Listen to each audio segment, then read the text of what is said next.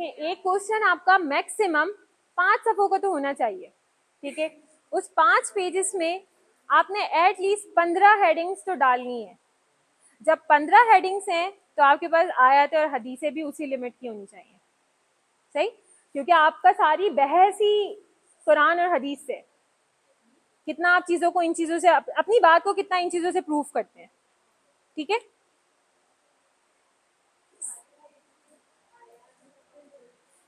क्या चीज़?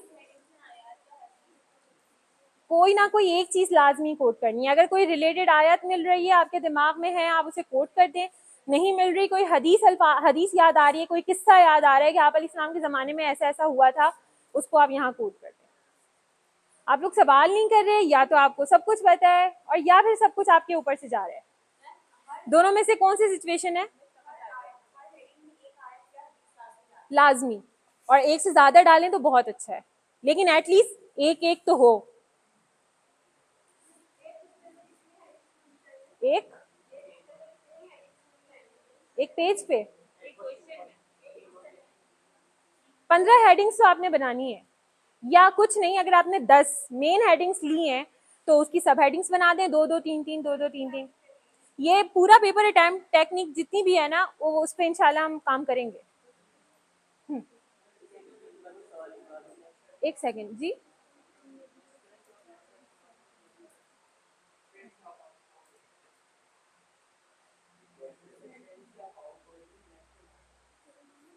जी आप कुछ कह रहे थे? 20 नंबर आपके सारे सवाल होते हैं 20 नंबर के, ठीक है। और इस्लामियात में आपने जो है 4 सवाल तो करने होते हैं, लेकिन वो बाज़ औक़ात 6 सवाल में बदल जाते हैं। कैसे? पास पेपर किसी ने देखे? कैसे? कोई जोर से बोले ना, कोई एक बोल दे। ए बी नहीं, 20 नंबर के सवाल होते हैं, लेकिन बाज़ दफ़ा आपके पास नोट आ जाते हैं और वो नोट कभी 2 नोट लिखने पड़ते हैं, कभी 3 नोट लिखने पड़ते हैं 20 नंबर के लिए, सही। तो ये आपके, और इस्लामियात का पेपर ही बहुत ज़्यादा लेंदी होता है, इस वजह से टाइम मैनेजमेंट आपने ज़रूर करनी है अपनी। टाइम मैनेज कैसे करते हैं? हाँ,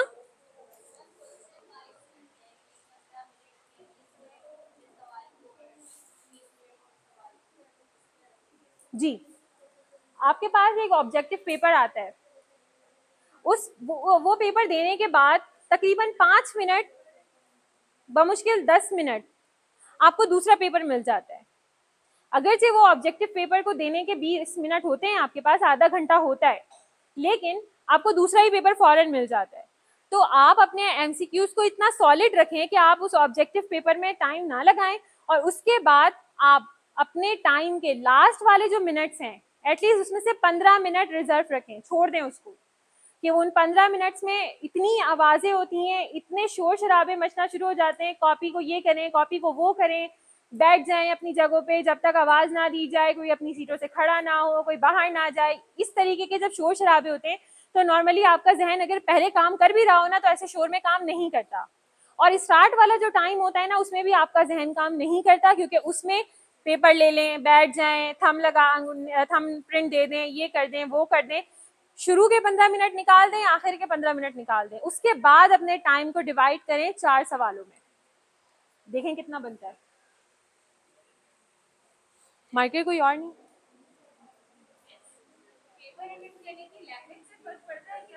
अभी इस पे भी बात कर लेते हैं।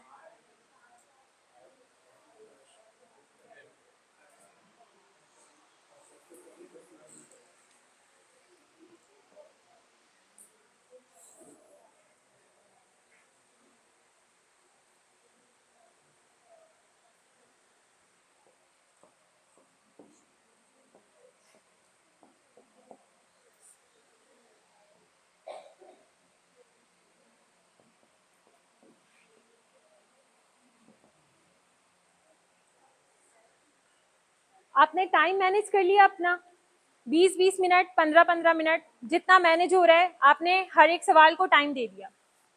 उसके बाद आपने ऐसी हेडिंग्स बनानी है, इसी के अंदर आउटलाइन आपने प्रिपेयर करनी है।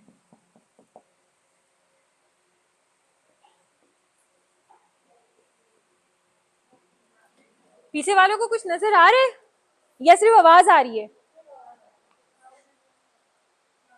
लास्ट वाली रो नहीं?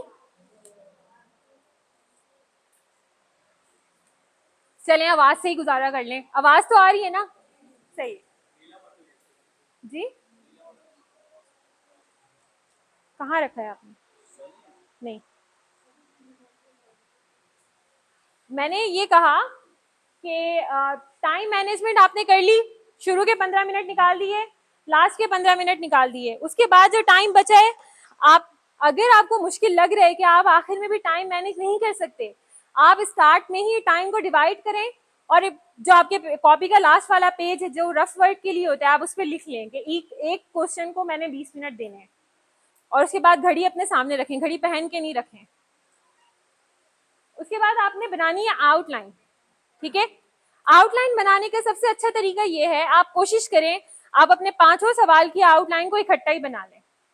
आपने पहले पेपर पढ़ा, आपने देख लिया आपको ये सवाल समझ में आ रहे हैं कि इनको मैं कर सकता हूँ या कर सकती हूँ और बहुत अच्छे से कर सकती हूँ, ठीक है? आपने 5 सवाल उसमें से सिलेक्ट कर लिए। सबको सिलेक्ट करने के बाद आपने उन 5 की हेडिंग सॉरी आउटलाइन लास्ट वाले पेपर पे बनानी शुरू कर देनी है फौरन। आप इस बात का इंतजार ना करें कि पहले एक सवाल की आउटलाइन बनाऊं, उस सवाल को हल कर लूं पूरा, फिर मैं दूसरे पे जाऊंगी। तो जब हम पहली मर्तबा अपने पेपर को देखते हैं ना, जो अटैक होता है आइडियाज का, वो अटैक एक सवाल करने के बाद सो जाता है, गुम हो जाता है, कहीं दूर जाने शुरू हो जाता है। तो बेहतर यह है जिस टाइम उसने अटैक किया है आप उसी टाइम उसको पकड़ के रख लें, और आप सवाल को पढ़ते ही जो जो आइडियाज आते जाएं, जिसको हम ब्रेन स्टॉर्मिंग कहते हैं, जो आप ऐसे के पेपर में करते हैं, लास्ट पेज पे सबसे पहले यही करते हैं, तो यही वाली टेक्निक आप अपने हर पेपर में फॉलो करें, ये बहुत अच्छी है।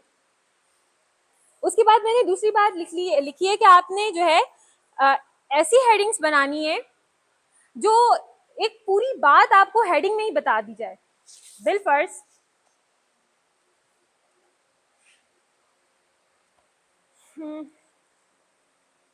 आप सल्लल्लाहु बहैसियत सिपह सालार एक बेहतरीन नमूना या एक बेहतरीन नमूना इंसानियत के लिए एक बेहतरीन किरदार, इस हेडिंग को सुनने के बाद क्या समझ में आ रहा है? हाँ,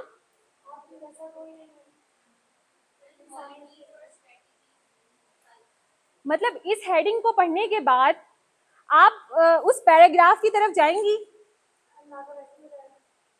आइडिया हो रहे हैं? जब आपने इतनी कंप्लीट एक हेडिंग बनाई है, उसके बाद आप उस छोटे पैराग्राफ के उस पैराग्राफ पे नहीं जाना पसंद करेंगी, एक नजर देखेंगी कि क्या हेडिंग के मुताबिक ही बात है या नहीं है, बस सरसरी सा पढ़ के आप गुजर जाएंगी।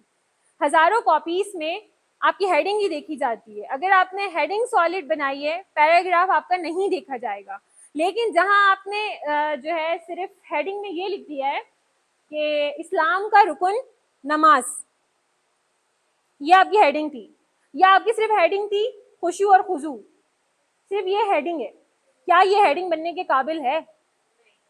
आपके मुताबिक क्या है? ये हेडिंग है, इसको हेडिंग बोलेंगे आप? मैं नहीं कह सकती इसको हेडिंग, क्योंकि इसको पढ़ने के बाद जरूर आपका पैराग्राफ देखा जाएगा, और पैराग्राफ में आपने अगर ऑथेंटिक बात की है, टू दी पॉइंट बात की है तो ठीक, नहीं तो वो सारा कट जाता है। सही? तो इन चीज़ों के ऊपर आपने मेहनत करनी है कि आपकी हेडिंग ऐसी होनी चाहिए जो सारी बात खुद बता दे। और जब आप ऐसी हेडिंग बनाते हैं ना जो अपना मतलब खुद बता रही होती है, इसका एक फायदा आपको ये मिलता है कि आप अगर पैराग्राफ भी छोटा करके लिखेंगे ना तो भी कोई मसला नहीं है, वरना ऐसे आप एक पेज पे 2 पैराग्राफ करें, एक पेज पे ही पूरी बात कर दें, तो ये बहुत अजीब हो जाता है। लेकिन अगर आप हेडिंग ऐसी बना दें कि हेडिंग में ही सारी बात आ गई, तो अब आप पैराग्राफ छोटा बनाएं, कोई मसला नहीं होगा।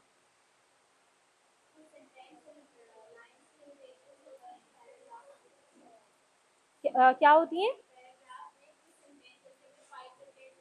नहीं, ऐसा कुछ भी नहीं होता, लेकिन आपको खुद ही एहतियात करनी पड़ती है कि एक हेडिंग आपकी 1.5 पेज पे जा रही है और दूसरी हेडिंग आपकी 3 लाइन की है, ये बात आपको खुद समझ में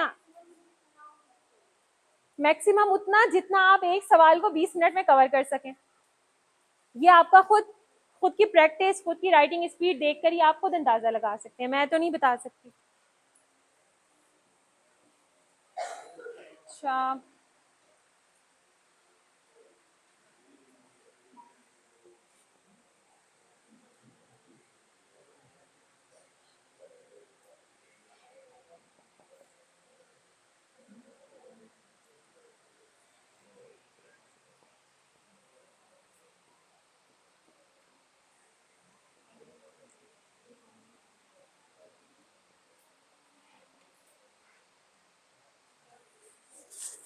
देखिए अभी जो मैंने आपको कहा कि आपने एमसीक्यूज के पेपर को जितना जल्दी हो सके उतना जल्दी कर कर वापस रखना है और दूसरे पेपर की तरफ आना है।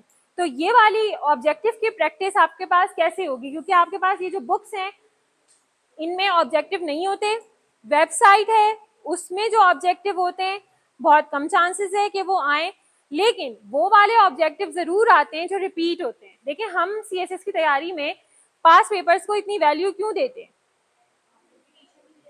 जी, चीजें रिपीट होती हैं, एंगल चेंज होता है, सवाल करने का अंदाज चेंज होता है, चीजों को घुमा फिरा के पूछा जा रहा होता है, मगर चीज वही होती है जो कहीं ना कहीं पहले आई होती है। उसी तरीके से ऑब्जेक्टिव का भी सीन है। ये ऑब्जेक्टिव वाला जो मैंने पॉइंट लिखा है ये आपके सारे सब्जेक्ट्स में काम आएगा कि आप एटलीस्ट 15 सालों के पास पेपर्स उठाएं और उनको टिक मार्क करके अपने पास रख लें, ताकि आपको एटलीस्ट 10 से 15 साल के ये पता हो कि इस साल में ये एमसीक्यूज आए थे। और एमसीक्यूज एक ऐसी चीज है कि एक मरतबा भी नजर से गुजर जाती है तो वो याद रह जाती है, सिवाय इसके कि अगर कोई डेट्स हैं, कोई खास चीजें हैं, ऐसी डिफिकल्ट चीजें हैं, कोई रेशो है, तो ये चीजें निकलती हैं, लेकिन अगर कोई बात है तो वो याद रहती है। और जो पीएमएस होता है और सिन का जो पीसीएस होता है गालिबन, तो उसके एसपीएस नहीं पीसीएस है जी।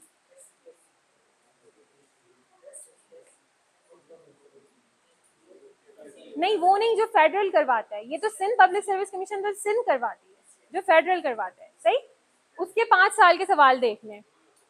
अब मैं क्योंकि इस्लामियात का आपको बता रही हूँ तो मैं आपको यही कहूंगी इस्लामियात के 15 साल के सीएसएस के देखें और 5 साल के ये वाले देखें, आपका ऑब्जेक्टिव यहीं से क्लियर हो जाएगा, बजाय इसके कि आप वेबसाइट को गो थ्रू करें, दूसरी तीसरी लिंक पे जा जाकर देखें।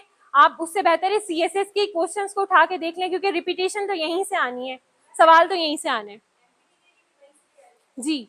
एमपीटी भी बहुत सारे सवाल ऐसे होते हैं जो बार बार रिपीट हो रहे होते हैं, बार बार, तो उसके लिए भी बेहतर तरीका ये है आप 15 से 20 साल के एमसीक्यूज उठा के देख लें, उनको पढ़ लें, क्योंकि इस्लामियात तो एक ऐसा सब्जेक्ट है जो बस लिमिटेड है, ऐसा नहीं है कि उसमें रोजाना कोई नई चीज आ रही हो, ऐसा तो नहीं है ना।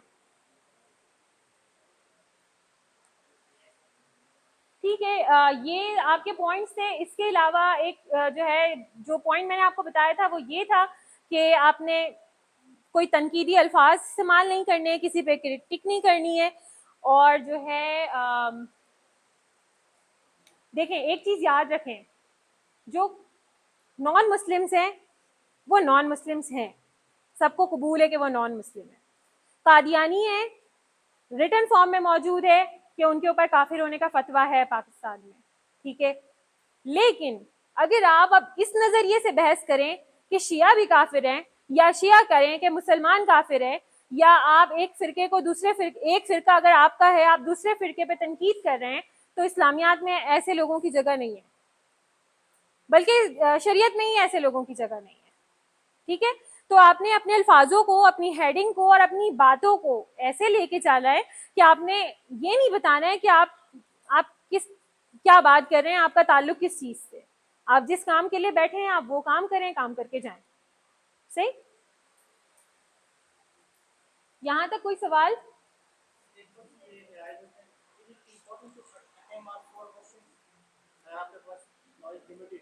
जी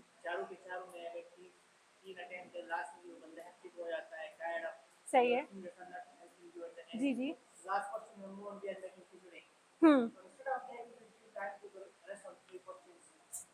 आपने पता है क्या करना है, जैसे ये बात मशहूर है ना कि पहला सवाल ऐसे अटैम्प्ट करें, वो वाला सवाल अटैम्प्ट करें जो आपको सबसे ज्यादा अच्छा आता हो, तो आपने यही टेक्निक लास्ट वाले क्वेश्चन से भी अप्लाई करनी है। आपने सबसे आखिर में लिखने के लिए वो वाला सवाल रखना है जो आपको पता है कि इस पे आप बहुत अच्छा लिख सकते हैं। उसके बाद अगर आपको लग रहा है कि आपकी राइटिंग स्पीड थोड़ी स्लो है या आप डगमगा सकते हैं एंड तक जाने में, तो आप बीच वाले किसी क्वेश्चन को शॉर्ट कर दें। इतना शॉर्ट भी नहीं कि 5 सफ़े से 2 सफ़े पे आ जाएं, इतना शॉर्ट भी नहीं, एक लिमिट रखें, 4 पेजेस कर लें, 3.5 पेजेस कर लें, 3 पेजेस कर लें, बस, इससे ज़्यादा छोटा नहीं होना चाहिए। तो आप अपने चारों सवालों में से कोई भी बीच के क्वेश्चन को थोड़ा छोटा कर लें, और जब अगर आपको ये डर है कि आप एंड तक अपने टारगेट को नहीं अचीव कर सकेंगे, लेकिन अगर आपको कॉन्फिडेंस है, लेकिन आपने ये भी करना है कि आपने लास्ट में भी वही सवाल रखना है जो आपको सबसे अच्छा आता है। अगर आपका फर्स्ट इंप्रेशन काउंट होता है तो आपका लास्ट इंप्रेशन भी ज़रूर काउंट होता है। अगर आपने शुरू से बहुत अच्छा लिखते हुए आए हैं और आखिरी सवाल में आपने 2 पेजेस लिखे, वो भी किसी काम के नहीं, तो आपको 1 नंबर भी एग्जामिनर नहीं देने वाला उस सवाल का। अगर से आपको आता था वो सवाल भी, लेकिन कंफ्यूजन हो गई, कोई मसले हो गए, शोर शराबे शुरू हो गए, आप नहीं लिख सके, बेकार है वो मेहनत आपकी। सही? तो आपने आखिर के लिए भी वो सवाल रखना है जो आपको अच्छा आए। और अगर आपको लग रहा है, डर है कि मेरी राइटिंग स्पीड थोड़ी स्लो जा रही है मेरे टाइम के मुताबिक, क्योंकि ये पता चल जाएगा आपको पहले और दूसरे सवाल में। अगर आपने टारगेट रखा है 20 मिनट का, तो आपको पहले सवाल में ही पता चल जाएगा कि 20 मिनट में अपना टारगेट अचीव किया है आपने। क्लियर हो रही है बात? कोई सवाल?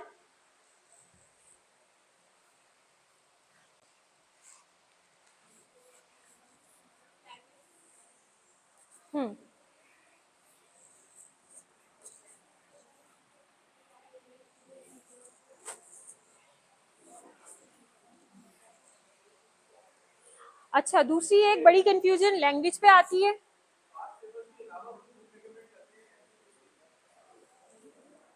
एमसीक्यूज के लिए, एमसीक्यूज के लिए जो वर्ल्ड टाइम की अभी रीसेंट एक बुक आई थी ना, उससे भी कोई एमसीक्यूज नहीं लगे थे। तो मजीद मैं आपको ऐसी कौन सी बुक रेकमेंड करूं?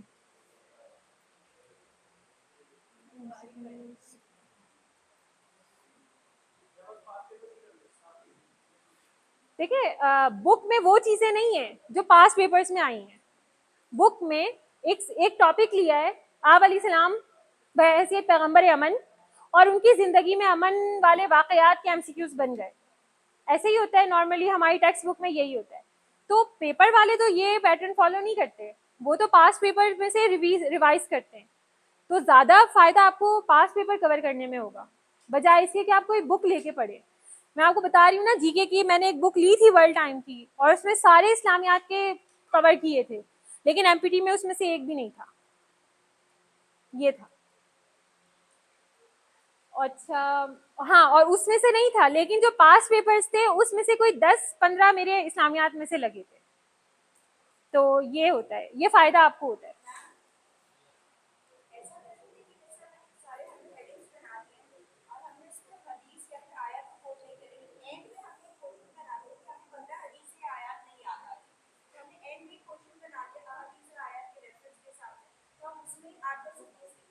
नहीं, ये आपका लिखना बिल्कुल वो वाले, अगर आप बुरा ना माने तो हम मजाक में इस तरह कहा करते थे कि सिंधी के पेपर में क्योंकि नुक्ते बहुत मुश्किल होते हैं, तो ये मजाक में कहा जाता था कि लास्ट में जो है सारे नुक्ते डाल दें और उसको आप एडजस्ट कर लें। ये वैसा हो जाएगा। इस आपकी जो, अगर आप लास्ट में कोट करेंगी ना, इसका यकीन करें कोई फायदा नहीं है। एग्जामिनर क्या समझेगा कि आपने एक रट्टा लगाया और उसको लाके साइड में लिख दिया, जबकि एग्जामिनर को ये नहीं चाहिए। एग्जामिनर को ये चाहिए आपने अपने पॉइंट को कितने अच्छे से प्रूफ किया है कुरान की आयत और हदीस से।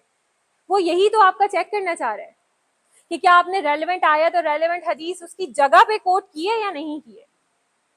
सही? उसके अलावा एक सबसे आखिरी सवाल होता है लैंग्वेज का, कि कौन सी लैंग्वेज में ऑप्ट करें। तो उसमें 2 ही सूरतें हो सकती हैं। एक तो ये कि अगर आपकी उर्दू की राइटिंग अच्छी है, समझ में आने वाली है। नंबर 2, उर्दू की राइटिंग की स्पीड अच्छी है। दोनों चीज़ें अगर हैं तो उर्दू की तरफ जाएं, और अगर नहीं है और यही दोनों चीज़ें आपकी इंग्लिश में हैं तो इंग्लिश की तरफ जाएं। कोई मसला? कोई फ़र्क नहीं होता, कोई भी फ़र्क नहीं होता। सारे सब कुछ आपके ऊपर डिपेंड कर रहा है कि आपकी उर्दू की राइटिंग अच्छी है और आप स्पीड में आपको लगता है आप लिख सकती हैं, बहुत अच्छा लिख सकती हैं। ज़रूर उर्दू में लिखें, क्योंकि वो आपकी एक बेसिक लैंग्वेज है, एक ऐसी लैंग्वेज है जो आप अपनी 1 2 3 से पढ़ती हुई आ रही हैं। जिन्होंने इस्लामियात उर्दू में पढ़ी है और जिन्होंने इस्लामियात इंग्लिश में पढ़ी है तो उनको वो ज़्यादा ईजी लगती है, तो वो उसमें ऑप्ट करें। किसकी राइटिंग अच्छी है? उर्दू की। क्या किया है?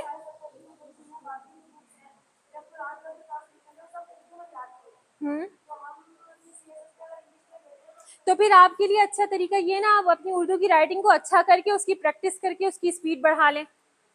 सिंपल।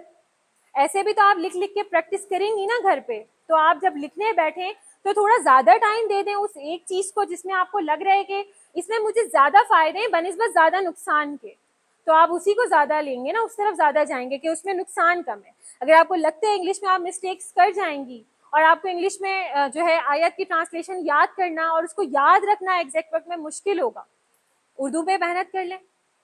मेहनत तो दोनों पे करनी है, अपना टाइम बचाएं, स्मार्ट वर्क करें, मेहनत वहां करें जहां कम करनी पड़े।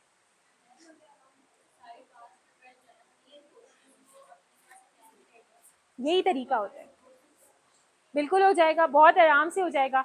जब आप पास पेपर्स को उठाकर देखेंगे आप सब और उसको थोड़ा गो थ्रू करेंगे, एटलीस्ट 5 सालों के ही कर लें, आइडिया हो जाएगा सवाल कितनी मर्तबा रिपीट हुआ है, एक एक सवाल किस किस एंगल से पूछा गया है और कितनी मर्तबा रिपीट हुआ है, आपको खुद आइडिया हो जाएगा।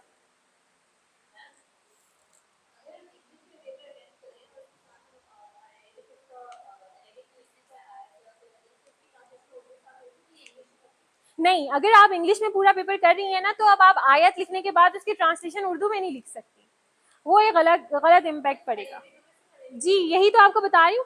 भले उर्दू वाले भी अगर अरबी याद हो गई है बस अरबी लिखकर छोड़ दें, ट्रांसलेशन लिखने की ज़रूरत ही नहीं है, और इंग्लिश वाले भी यही करें, अगर अरबी याद हो गई है तो सिर्फ बस छोड़ दें। लेकिन अगर ट्रांसलेशन लिख रहे हैं तो ट्रांसलेशन भी बिल्कुल एग्जैक्ट वर्ड्स होने चाहिए, हवा में उड़ती हुई बात नहीं हो।